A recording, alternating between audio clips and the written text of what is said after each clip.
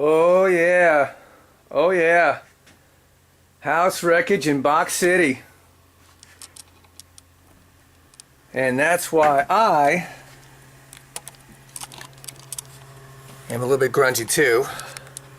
But I told you guys I'd get a video for you. And I'm gonna get a video for you. Alright, so, wow, that's a little bright. Better. So, today's vid. Very bright. Today's vid. I told you we still got one more to do about challenging your identity, but I'm going to do that a little bit later. Today I just want to do a very, very quick, hopefully, vid about the difference between performance eating and healthy eating. So performance nutrition versus healthy eating. And the difference is, the thing of it is they can connect, but they don't have to. Okay, let's start out with healthy eating. Healthy eating means you're eating foods that are just healthy for your body, and hopefully in amounts that are going to make you feel good. I mean, you could still overeat unhealthy foods. It doesn't, because something's healthy doesn't mean you can eat as much of it as you want. Obviously, you're still restricted to your calories and your macros, right?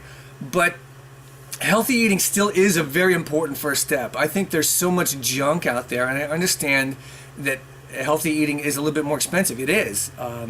And I had this argument for the longest time with a friend of mine, and she finally put it very bluntly to me. I was like, look at how expensive this is.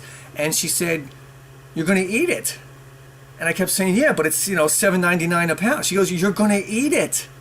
We won't think anything of spending, whatever, 30, 40, 50, 60, $80, whatever, for a shirt that we wear.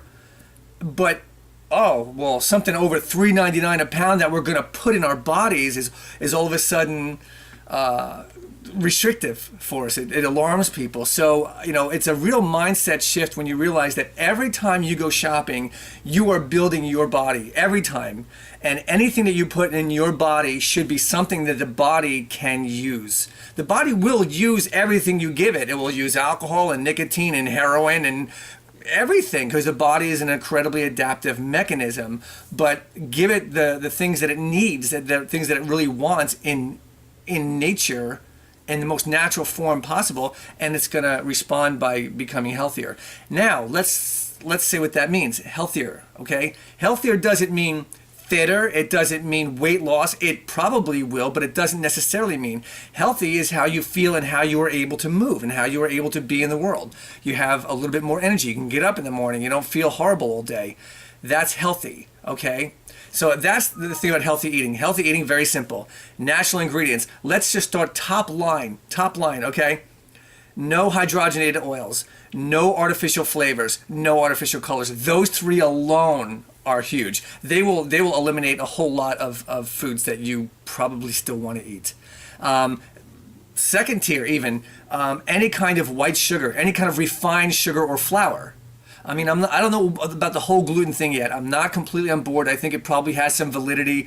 There's a lot of studies that show about gluten and the inflammatory response, but let's not go there. That's something you figure out yourself. If you eat something that makes your body feel horrible, don't eat it.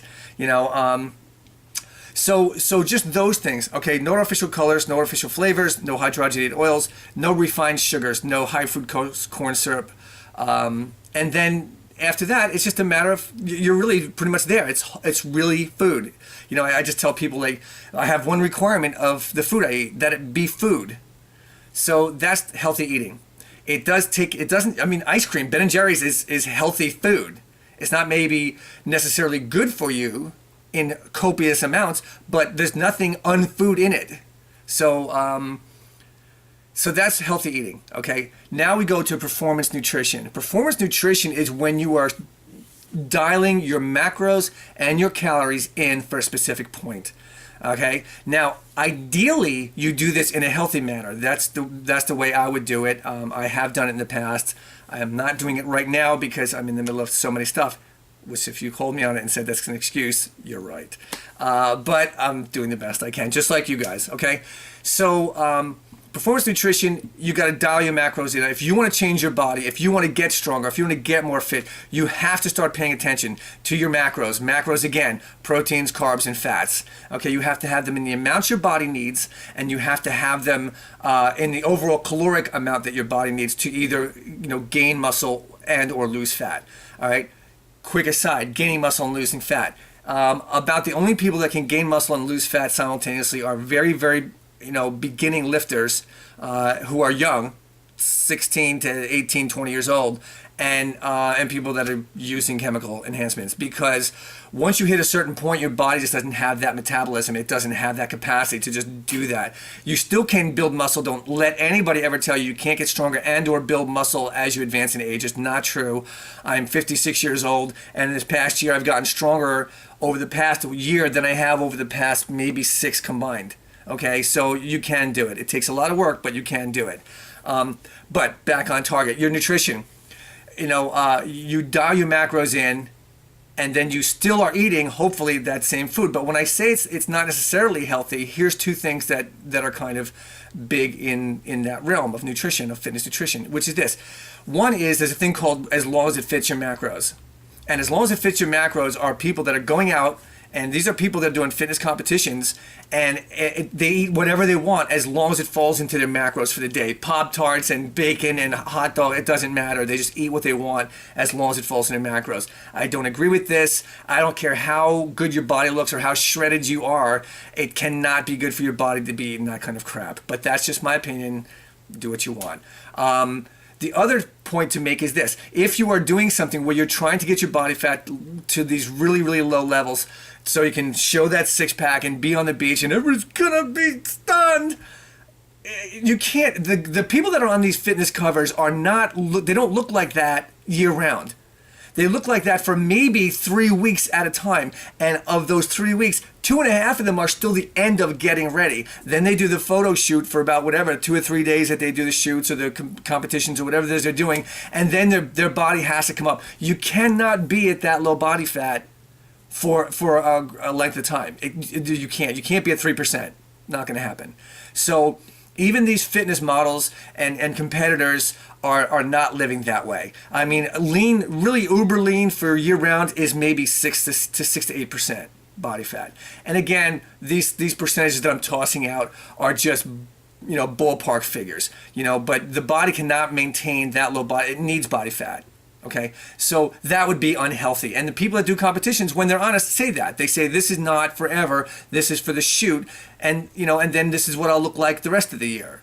So it's not, and there's nothing wrong with cycling either. There's nothing wrong with, getting some mass on and then leaning it out, and then getting some mass on and leaning it out. There's nothing wrong with that either. So I've kind of gone off topic, but you really just see, hopefully with those examples, the difference between healthy eating and then performance nutrition.